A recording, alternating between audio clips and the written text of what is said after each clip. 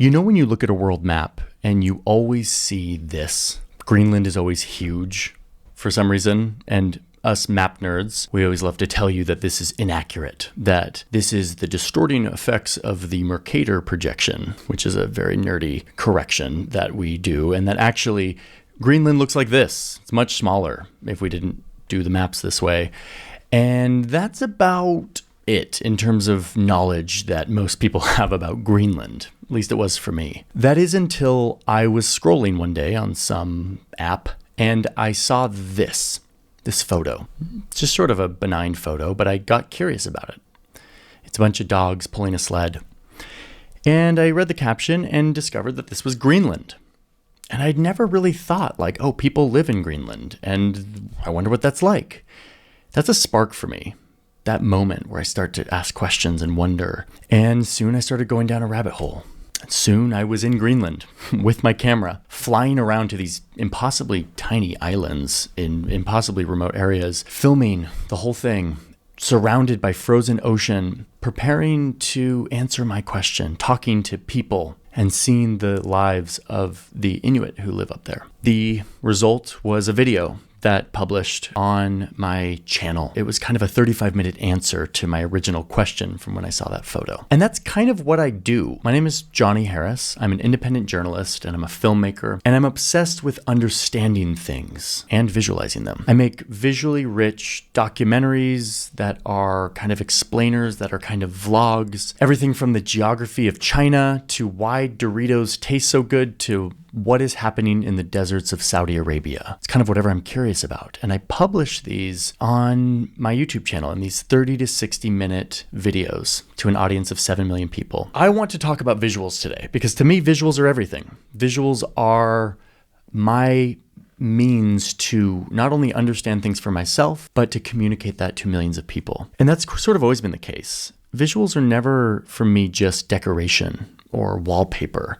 They've always been a means to better understand the world. Especially when I was growing up, this started very naturally. I was pretty bad at school, but I was very curious. I was naturally interested in understanding things. But because I was super dyslexic and my brain clearly worked differently, I really struggled with textbooks and all the reading I was required to do in school. And so I turned to visualizing things. Like I would ask my teacher, can I make a video about this thing instead of like a report or a paper? And sometimes they would let me. And over time, I got better at visualizing my curiosity as a way to understand. This continued into college. I studied international relations and economics. Economics was really hard for me. There was a lot of theoretical, conceptual stuff that I had to learn about in textbooks. So my wife and I, when we were in college, got this old chalkboard off like Craigslist or something. This was my place to make graphs and to better understand the complexities of economics. That is, until I discovered graphic design. This was out of necessity one summer. I was like, man, if I could just do these graphs on like some sort of software. And I discovered Adobe Illustrator. I'd never used it before. And I started teaching myself, started taking tutorials, and I started to take my graphs that I was learning about in economics courses and visualizing them, trying to make them beautiful and compelling. And in the process, I found myself understanding them much better. I would make them move. And I would make them fun and weird and pretty. And I started to play around with After Effects where I could move things. And this was like unlocking something in me. I started to ask, hey, can I turn in an animation instead of a paper? And some of my professors would let me. By the way, I was not studying graphic design or animation or filmmaking. I was wanted to be a diplomat. I was studying international relations. But visuals were my way of processing and understanding information. I graduated college, moved to DC, put on my shirt and tie, and tried to be a diplomat, and realized that going to DC without a bunch of connections and with like kind of crappy grades doesn't land you very much. So I started to market myself as like the video guy. Like I had kind of experimented with videos.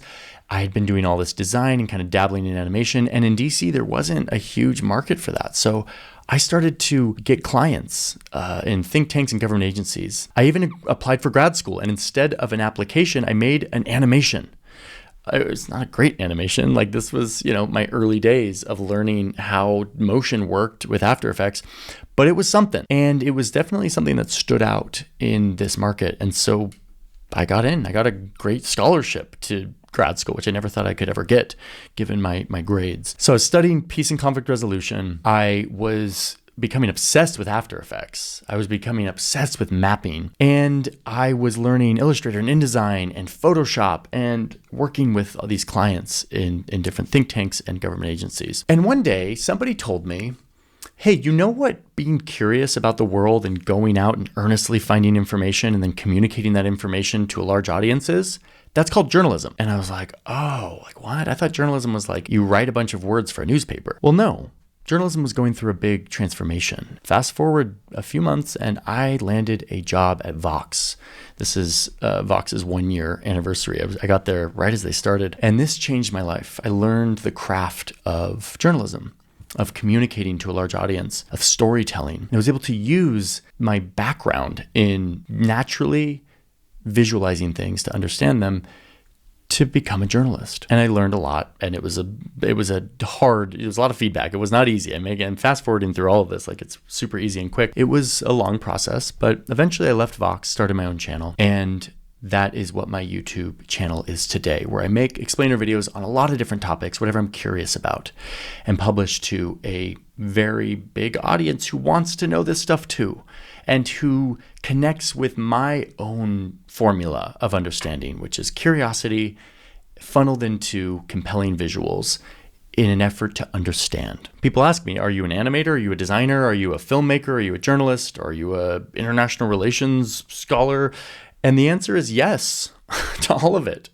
The beautiful thing about these tools is you can learn a lot of them. They're so accessible. And in the process, you can get better at combining them together. So what I do today on the channel resists a lot of boxes. We are scrappy, we are intuitive with the way that we make stuff, and we are curious. Enough with the life story here. I'm going to now break down some specific examples of how a story of curiosity turns into an actual video on my channel. Sometimes it's a spark when I'm on a trip. It's always a spark. It's like I'm on a trip or I'm reading an article.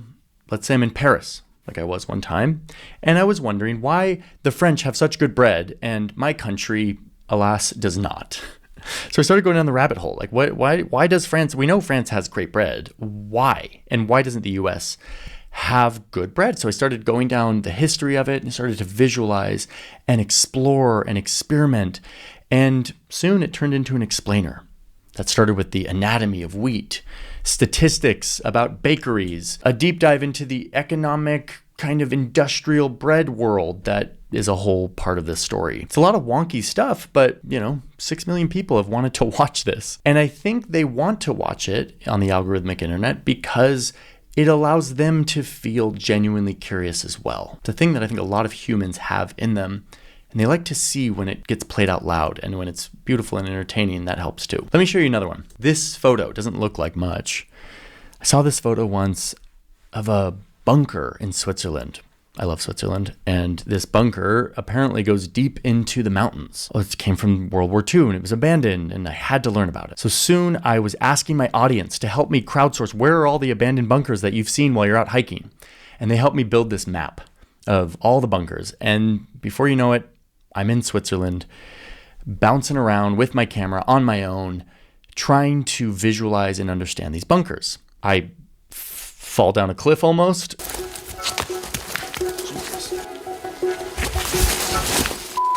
Okay, that was too close. That was a little bit irresponsible. But soon I'm flying my drone. I'm getting perspective on these bunkers that are like deep inside the mountain. I'm inside these bunkers that have been reclaimed or refurbished. I'm talking to experts, just immersing myself in curiosity and learning and visual expression. Then I'm back in the software. I'm visualizing the data and the history, and that results in a beautiful video that I'm very happy with. That I didn't set out to make in any specific way other than what my curiosity sort of led me to. And I discovered random things that I didn't even expect to, like this barn that had a gun inside of it. It's a good example of something that starts with a simple photo like the Greenland one. And then soon, thanks to all of these Scrappy tools, that curiosity gets funneled into a part documentary, part vlog, part data visualization, part explainer. Doesn't really fit into any specific format, but it works. It works for me and it works for an audience. We do about 30 or 40 of these a year